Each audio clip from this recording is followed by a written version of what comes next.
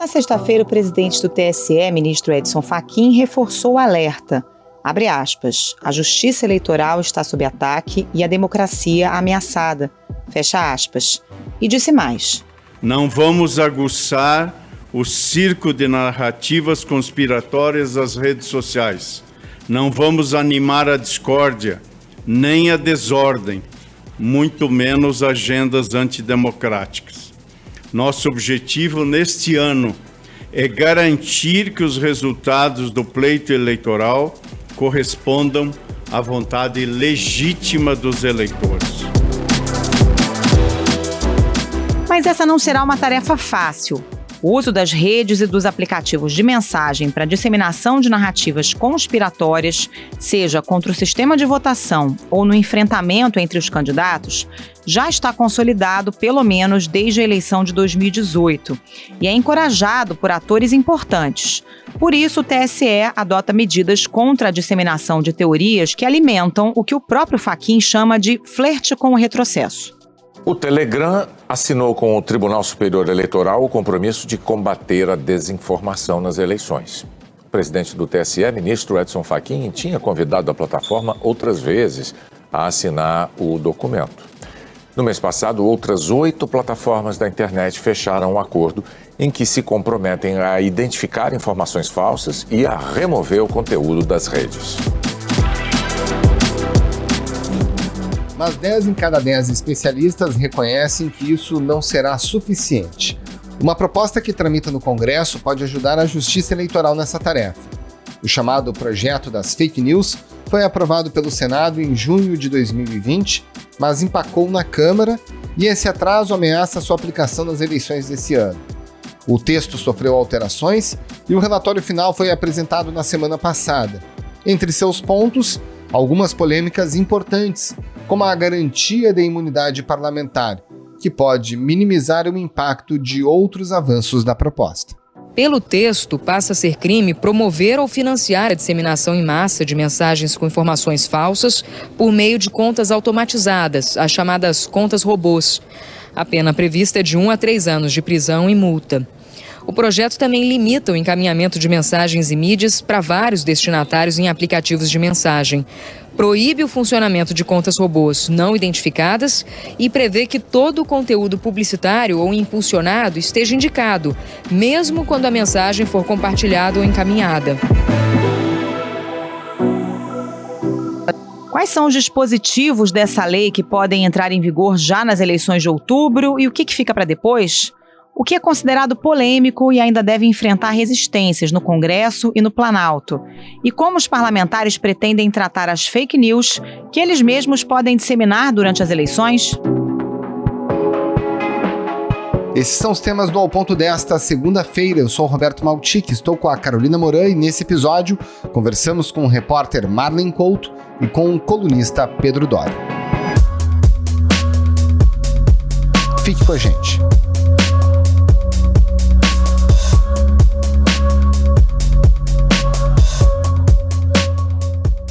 Marlen Couto, quais são os principais pontos do projeto de lei das fake news relativos ao uso das plataformas digitais na campanha eleitoral? O que muda? Então, Carol, é uma legislação só sobre eleições, né? É uma regulamentação ampla, mas ela tem alguns pontos que vão impactar no processo eleitoral. E acho que o principal elemento que essa legislação traz é uma regulação maior em relação aos aplicativos de mensagem, né? Como o WhatsApp, o Telegram, que a gente sabe que tiveram, principalmente o WhatsApp, né, teve um impacto muito significativo em 2018. O texto do projeto, ele tipifica, criminaliza, né, quem promove ou financia a disseminação em massa de fake news. E aí, essa pessoa, enfim, ela tá suscetível a uma punição de 1 a 3 anos de prisão. E a lei também prevê uma punição maior no caso de ação que impacte no processo eleitoral.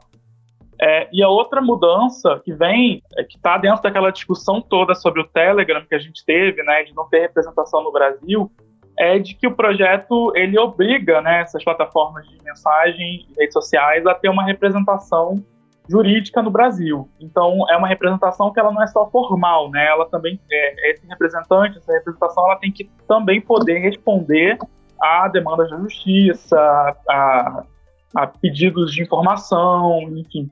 Alexandre de Moraes destacou que o desprezo à justiça e a falta total de cooperação da plataforma Telegram com os órgãos judiciais é fato que desrespeita a soberania de diversos países, não sendo circunstância que se verifica exclusivamente no Brasil. Isso também deve ter um impacto se for aprovado a tempo das eleições. E, por fim, uma outra mudança importante é que o projeto também traz uma extensão da imunidade parlamentar, né, para as plataformas. E diversos pesquisadores e críticos a esse trecho específico, né, da imunidade parlamentar avaliam, né, que isso pode levar as plataformas a não removerem ou removerem menos conteúdos que são de perfis de políticos. E isso também pode ter um impacto significativo nas eleições. Explica pra gente melhor essa parte, Marlen, porque a imunidade parlamentar ela é da Constituição brasileira, né? Mas como isso poderia ser extensivo às plataformas onde estão as redes sociais e tudo mais? Então, Maltic, o relator, ele argumenta, né, que ele só está trazendo uma regra que já está prevista na Constituição, né? A Constituição garante imunidade a parlamentares, né, o direito a ter opinião nos diferentes espaços de comunicação, dentro do parlamento, enfim. E o relator, ele argumenta que esse trecho ele só traz para as redes sociais um entendimento que já existia na Constituição, né? Por outro lado, pesquisadores e críticos a esse projeto falam que isso pode levar as plataformas a removerem menos conteúdo, porque haveria um risco de judicialização, né? De essa decisão da plataforma, por exemplo, de tirar um conteúdo ou de colocar um selo ali de que tem desinformação, por exemplo, poderia ser levado para uma discussão, um debate na justiça, né? O YouTube anunciou hoje que vai remover vídeos que propaguem mentiras sobre as eleições de 2018. A plataforma se comprometeu a banir todas as alegações falsas sobre fraudes, erros ou problemas técnicos nas urnas. Isso poderia aumentar custo e, consequentemente, dificultar o trabalho de moderação que as plataformas fazem. Então, a gente tem essas duas visões em relação a esse ponto da imunidade. Agora, Marlen, a lei prevê punição para quem descumpre a lei? De que forma? Tem algum tipo de responsabilização das plataformas, de campanhas, de candidatos? Como é que isso funciona? Para as plataformas especificamente, e aí a gente lembra aqui que o projeto ele se aplica a plataformas que tenham mais de 10 milhões de usuários, né, no Brasil. A punição ela tem uma gradação, né? Vai depender da gravidade do descumprimento ou se, por exemplo, existe uma reincidência daquela plataforma. Mas há a previsão tanto de uma advertência em que essas plataformas precisam corrigir aquele ponto específico que não estão cumprindo a lei em até 30 dias. Há também possibilidade de multa, que aí vai ser um valor aplicado sobre o número de usuários e que tem um limite máximo de 50 milhões de reais, e até uma suspensão temporária e a proibição das atividades no Brasil. Então vai depender da gravidade, da reincidência, de alguns fatores para se determinar a punição para a plataforma. Do ponto de vista dos candidatos, o texto traz uma modificação recente, até que aparece agora nessa última versão do projeto, um ponto específico que pode levar a uma punição para as candidaturas, né? O texto ele equipara, do ponto de vista da lei de inelegibilidade, as plataformas aos meios de comunicação. Nesse ponto específico, por exemplo, um candidato que faz um uso indevido das plataformas digitais, como disparo em massa ou qualquer uso indevido, ele pode ficar suscetível a uma investigação e a um entendimento de abuso de poder econômico, por exemplo, que está previsto na legislação eleitoral. Então, é um projeto que traz punições para as plataformas, mas também traz a possibilidade de candidatos serem investigados e responderem, por exemplo, por abuso de poder econômico, dependendo da forma como utilizam as plataformas. Agora, Marlen, para tudo isso tem um problema para as eleições de outubro, que são os prazos, né? Essa lei tinha um prazo de 6 meses de aplicação após a sanção no projeto, numa versão anterior do projeto, e aí nessa nova versão agora, alguns dispositivos entrariam em vigor apenas 3 meses depois da sanção e em outros 1 ano, ou seja, não estariam válidos em nenhuma hipótese para a eleição de outubro desse ano. O que poderia ser aplicado ainda esse ano e o que fica para depois? Então, Maltic, vai depender da tramitação do projeto na Câmara e depois no Senado, né? Nesse momento, na Câmara, A votação vai depender do presidente da Câmara, Arthur Lira, pautar o projeto, né? Existe uma expectativa de que isso já aconteça essa semana. Mas o relator, Orlando Silva, né, do PCdoB de São Paulo, ele tentou acelerar um pouco a validade, né, dessas regras, diminuindo, de fato, o prazo para essas mudanças entrarem em vigor após a sanção. Antes a gente tinha vários dispositivos que levavam realmente 6 meses, né, para que entrassem em vigor, e hoje a maior parte do projeto tem regras que já entrariam em vigor 3 meses após a sanção. Nós temos condições de oferecer um texto de lei que permita a internet ser um ambiente mais saudável para o convívio de todos nós, e considero que nós ofereceremos à Justiça Eleitoral uma contribuição para que o processo se dê de modo mais estável e mais seguro. As exceções, né, que entram nesse prazo de 1 ano são as regras sobre mecanismos de transparência. As plataformas ficam obrigadas pelo projeto a publicarem relatórios semestrais detalhando um pouco, trazendo dados sobre sua aplicação de moderação de conteúdo, né? Como que elas definem que conteúdos vão sair do ar ou que vão receber algum tipo de punição pelas suas regras. Esses relatórios e mecanismos de transparência, as plataformas vão ter 1 ano para poder colocar no ar e divulgar essas informações. É o único ponto do projeto que tem esse prazo de 1 ano. Os demais já passariam a valer depois de 3 meses. Tem também um mecanismo de valorização do jornalismo profissional, né, Marlen? Vai ter remuneração dos veículos de mídia pelos conteúdos compartilhados nas redes? Sim, esse é um dos principais pontos também do projeto, né? Ele não tem só uma aplicação eleitoral, digamos assim, é uma mudança mais geral da regulamentação, né, das plataformas, mas o projeto ele prevê, sim, conteúdos jornalísticos, né, utilizados pelas plataformas sejam remunerados. É um ponto que vai precisar depois de uma regulamentação para detalhar melhor os critérios disso, né?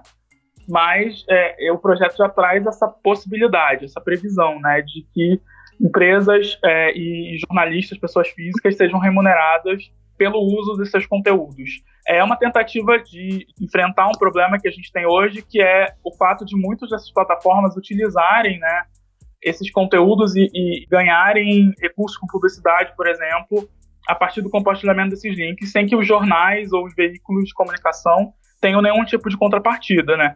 Então a discussão foi no sentido de tentar valorizar mais os veículos profissionais, porque também é uma forma de se combater a desinformação. Marlen Couto, muito obrigado pela sua participação, um abraço e uma ótima semana. Valeu, Marlen, um abraço. Obrigado, tchau, tchau.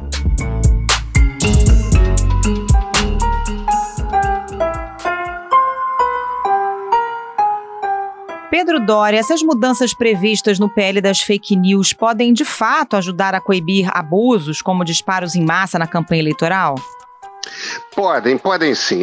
Existe um ponto aqui que essa nova lei, essa futura nova lei, ressalta, que é importante, que é o seguinte: ele, de certa forma, ele dá espaço para que os juízes intercedam quando aquilo que não está previsto no uso das plataformas seja utilizado, que é exatamente esse tipo de situação. Por exemplo, onde que disparo em massa pega? É nos serviços de mensagem, né? Principalmente WhatsApp e Telegram. Só que, na maneira como a plataforma foi construída para ser usada, a intenção da plataforma era um serviço de mensagens de trocas individuais de mensagens.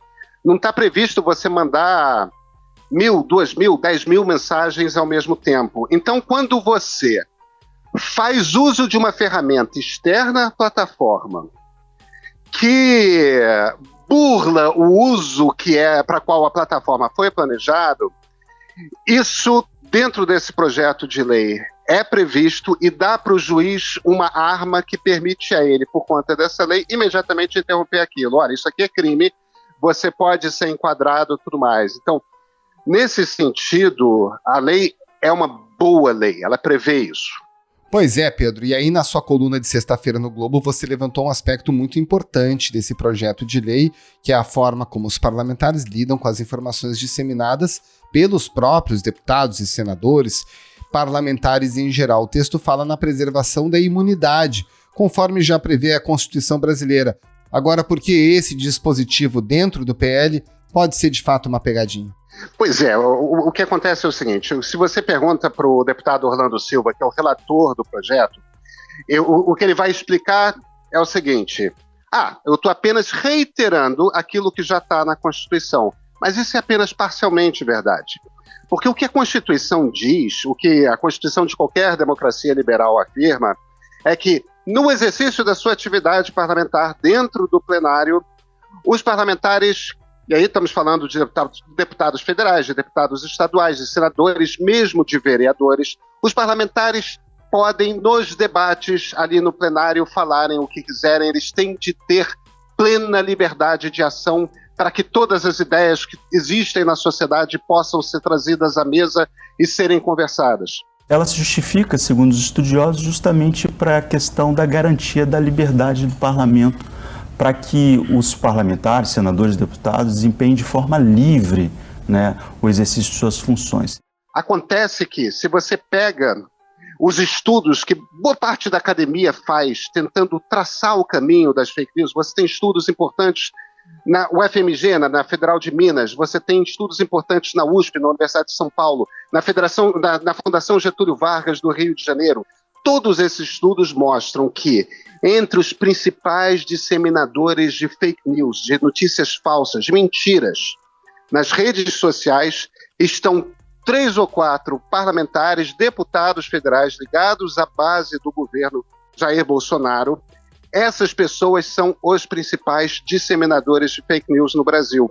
Então, quando essa lei da desinformação ressalta dizendo que um parlamentar tem imunidade dentro das redes sociais, o que ela está fazendo, na verdade, é, primeiro, jogando para o juiz, principalmente para os juízes de primeira instância, uma informação ali, se algum parlamentar tiver um post cortado, se algum parlamentar tiver a sua conta suspensa por uma plataforma, você, juiz, tem que reinstituir aquele post, tem que reinstituir aquela conta. E joga para as plataformas uma situação que é uma situação de insegurança jurídica, porque elas, de repente, não vão poder reiterar e usar as suas regras de uso. Por exemplo, o YouTube, agora acaba de instituir que não se pode, no YouTube, dizer que as eleições de 2018 foram fraudadas. O que vai acontecer é que, se um deputado federal vai lá no YouTube e diz que as eleições de 2018 foram fraudadas, que o presidente Jair Bolsonaro, na verdade, ganhou no primeiro turno, etc., que é uma das mentiras que o bolsonarismo às vezes espalha, o advogado do YouTube vai olhar aquilo, será que eu aplico minha regra ou eu estou numa situação de insegurança jurídica? Agora, é importante a gente entender também por que esse parágrafo foi aparecer nessa lei. Porque quando um deputado, como o deputado Orlando Silva, que é do PCdoB de São Paulo, ele é um deputado da oposição. Agora, quando ele vai escrever um texto da lei, ele precisa escrever o texto de uma lei mapeando os parlamentares na Câmara para ter certeza de que ele vai ter votos o suficiente para aprovar. E a única maneira de ele conseguir ter a aprovação dos votos da base do governo, essa foi a exigência, é dizendo, tudo bem, mas a gente quer que essa lei diga que as plataformas não podem mexer no que a gente fala. Então, nesse sentido, a lei, na verdade, piora a situação que a gente está hoje. Porque hoje as plataformas tiram mentiras que parlamentares botam. Com essa lei, pode ser que elas parem de tirar. Nesse sentido, a lei piora. Pois é, e aí, por hipótese, a gente pode dizer que, inclusive, uma milícia digital tem uma ideia e um parlamentar literalmente pode matar no peito essa ideia justamente por conta dessa imunidade, né? Exatamente. Esse é um ponto de risco altíssimo da lei, para o qual toda a sociedade civil deve prestar atenção. Todas as pessoas preocupadas com possíveis ataques, que, olha, a maior parte dos analistas que lidam com a questão da desinformação nas redes estão muito preocupados com essa eleição que nós vamos ter esse ano, porque essas máquinas de desinformação, elas se sofisticaram muito.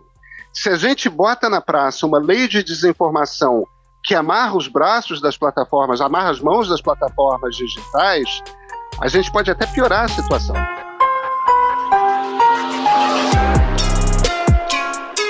As plataformas digitais têm criticado a obrigatoriedade de divulgar informações sobre as ferramentas automatizadas de moderação de conteúdo, né? Dizem que isso pode ajudar quem quer burlar o sistema.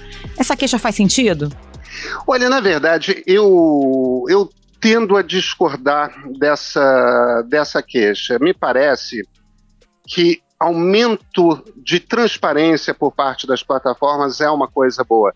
Com muita frequência, pessoas têm contas suspensas, têm postagens suspensas. É importante você ter essa informação por parte da plataforma. Claro, olha, essa fotografia que você publicou, ela foi tirada por causa deste motivo. Bolsonaro citou uma informação falsa de que relatórios oficiais do governo do Reino Unido sugeriram que as pessoas totalmente imunizadas contra a Covid estariam desenvolvendo AIDS muito mais rapidamente do que o previsto. O Facebook afirmou que as políticas da empresa não permitem alegações de que as vacinas de Covid-19 matam ou podem causar danos graves às pessoas. Conforme você aumenta a transparência, você aumenta a exigência de transparência das plataformas, começa a ficar claro para todo mundo o que pode de fato ser feito e o que não pode ser feito.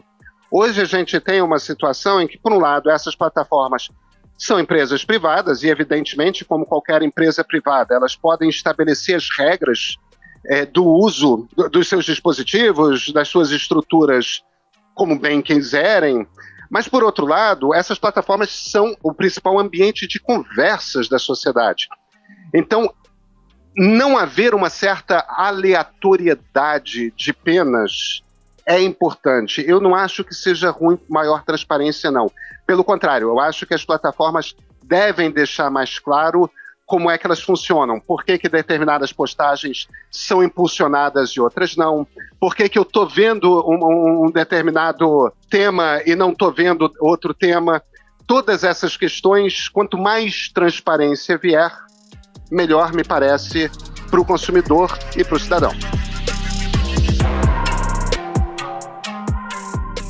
Pedro, para a gente terminar, a pergunta especulativa: a decisão do que vai entrar a valer nas eleições desse ano depende exclusivamente, nesse caso agora, do presidente da Câmara, Arthur Lira. Você acredita que ele vai dar as condições para que esse projeto seja votado em tempo hábil, de forma a que alguns dispositivos já tenham validade para a eleição desse ano? O deputado Arthur Lira tem um compromisso tanto com o presidente do Supremo Tribunal Federal, Luiz Fux, como com o futuro presidente do TSE, Alexandre de Moraes, de que essa lei estará em vigor para as eleições. Os ministros pediram essa garantia, eles querem ter alguns instrumentos dessa lei para poderem garantir minimamente o ambiente do debate a respeito dos temas da sociedade durante o processo eleitoral. Eles querem poder coibir desinformação. Então, nesse sentido, é importante que a lei exista. O compromisso do deputado Arthur Lira existe. Agora, evidentemente, a gente tem de levar em consideração de que é preciso, primeiro, que seja aprovado na Câmara dos Deputados e que depois seja aprovado novamente dentro do Senado Federal, porque embora esse projeto tenha nascido no Senado, ele foi tão modificado na Câmara que ele precisa passar por essa nova aprovação no Senado. A gente não tem certeza de que vai acontecer. Os indícios são de que as chances de que aconteça, de que tenhamos essa lei, são grandes, mas eu não cravaria, não. Eu quero, sabe, São Tomé, ver para crer, a gente precisa disso.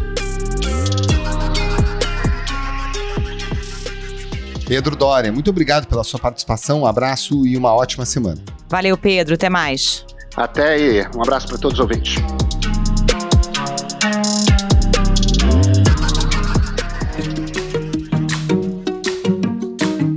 Esse foi o Ponto de hoje, o podcast diário da redação do Globo. Nessa conversa a gente conta com a participação de toda a equipe do jornal, as mesmas pessoas que levam até você informação e análise de qualidade todos os dias. Quer saber mais? Assine o Globo. Acesse assineoglobo.com.br e confira todas as notícias e reportagens especiais. A produção é da Jéssica Marques e a edição é do João Guilherme Lacerda. Tchau. Até mais.